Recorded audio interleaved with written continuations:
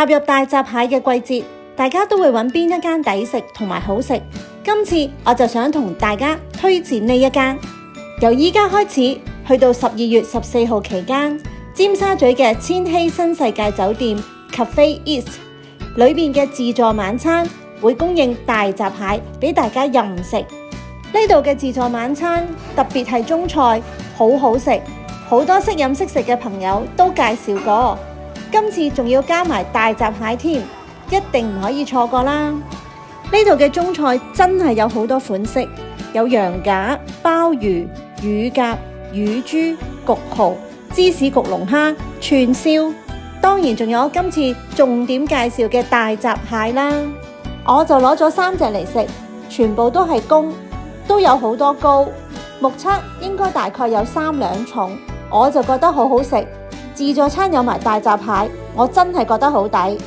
除咗大閘蟹，佢個龍蝦仲有2種口味俾大家揀，一個係芝士焗，另一個係鹽水清蒸。除咗剛才講嗰幾樣重點推介之外，其實佢其他嘢食都好有水準㗎。差啲唔記得佢個燉湯都好有水準，個燉湯係放喺粉麵檔隔離，大家千祈唔好走漏眼啊！至於冷盤區，除咗冇生蠔之外，長腳蟹、麵包蟹、龍蝦、刺身應該有嘅，佢哋都有。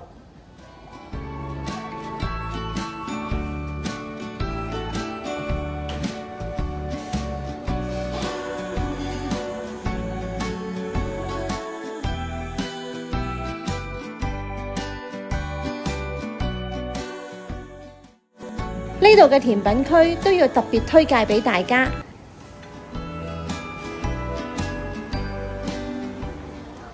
佢有好多定時定候嘅特別製作，定時製作有梳芙梨、心太丸、檳城薄餅同埋即焗榴蓮添。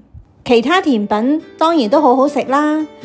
佢嘅雪糕仲有2個牌子俾大家揀添，仲有即整班戟。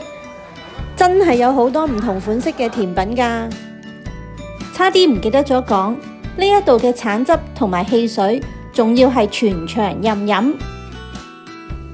如果大家想嚟呢度食自助餐，記得問清楚職員有咩優惠。我今次聽佢哋介紹就入咗佢哋嘅會，3個人只係收2個人錢，同埋呢一度星期1至星期4係平啲，星期5至日公眾假期又係另一個收費。如果你想食大閘蟹，就只有晚餐先至有，午餐嘅自助餐係冇㗎。